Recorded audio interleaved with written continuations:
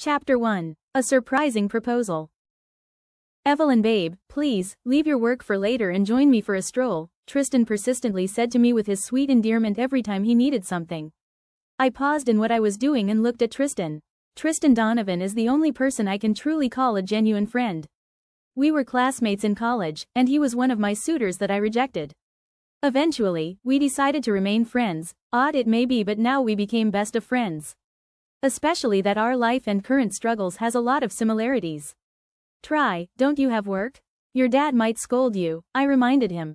Tristan isn't in charge of their company yet because he still needs to prove himself to his father. After all, he was quite rebellious during our college days and often got into trouble. His parents couldn't do much about it since he is the firstborn in the Donovan family. Despite having siblings, he will still be the one to manage their company. Oh, forget about that.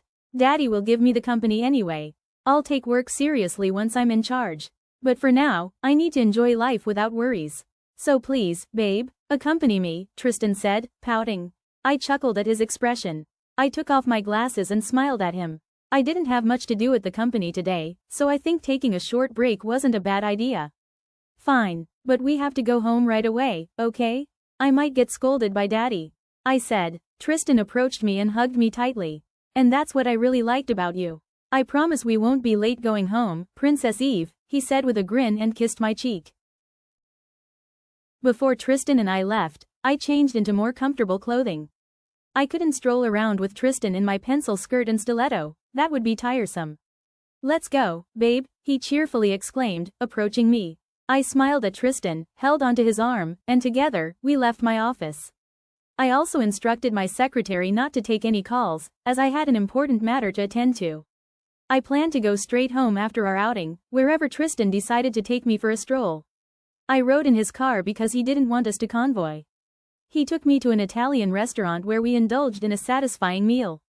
Tristan then brought me to an amusement park, and I couldn't help but feel overjoyed because it had been a long time since I last visited such a place during my childhood. Thank you so much for making me happy today, I happily exclaimed and hugged him. He chuckled softly, hugged me back, and kissed my forehead. I was used to Tristan's sweetness, as he had been like this since our school days. It was one of the things I liked about him, and that's why we're still close. I told you. See, I made you happy today, so you owe me again, he grinned, teasing. I playfully punched his arm and laughed along with him. Tristan escorted me back home, and I thanked him again before he left. I arrived home at 4 in the afternoon, so I wasn't late. I entered our house with a smile, but I was surprised to hear my parents shouting upstairs. I knew they were in the home office. I quickly climbed the stairs and headed towards the office where I could still hear their heated argument. When I opened Daddy's office door, my suspicion was right, they were indeed arguing. Their shouting ceased as soon as they saw me enter. Daddy's face turned red, indicating his anger, while Mommy's eyes glared at him as if she were also upset. Mommy didn't say anything, she just stormed out of Daddy's office, leaving the two of us alone. After Mommy left, I closed the door and faced Daddy. Dad, what was that? I just came inside the house, and suddenly, I hear you and Mommy arguing upstairs. I asked Daddy. He took a deep breath, sat in his swivel chair, and rubbed his forehead before looking up at me again. Your mom and I had a disagreement because she refused to let us arrange the marriage of your sister Eleanor with Julian Dante, the second son of Janine and Maximilian Moore, Daddy explained. My eyes widened at what I heard from my father. I couldn't believe it, and I couldn't accept it either. What? Daddy, Ellie is still too young. I raised my voice in irritation at Daddy's revelation. I also disagree with Eleanor marrying Julian Dante Moore. You should be the one to marry into the Moore family since you excel in business, and you're the one I trust. Daddy said. I was slightly stunned and had difficulty breathing after Daddy's statement. Yes, Eleanor isn't ready to marry another man, especially someone she doesn't know.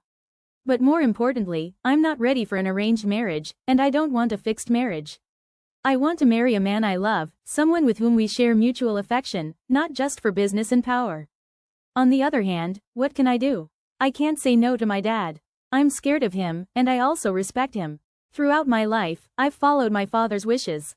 Business isn't my passion, I want to dance and be a ballerina. However, I can't pursue that dream because I am James Wilson's firstborn, and I have to take responsibility for our business. I've never complained, I've never dared to. I know that if I disagree with what my dad wants me to do, he'll make my sister do it, and I want that to happen. I don't want my sister to experience what I've endured in my life since I was a child. Even as a child, I was always pressured by my parents, and all I could do was cry in a corner and force myself to be strong. I told Maximilian that you should be the one to marry their son Julian, but Janine disagrees.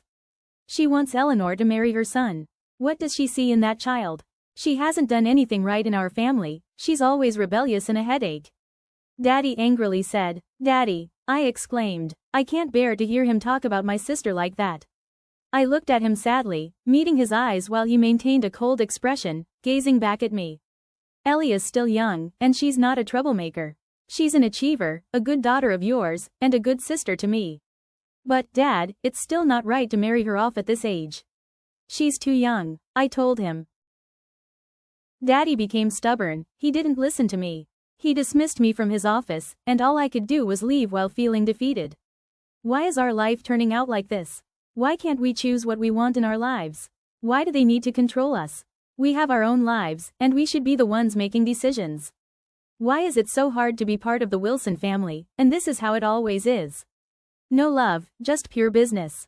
Will I ever find a man who will truly love me? I don't want to marry a man I don't love and who doesn't love me.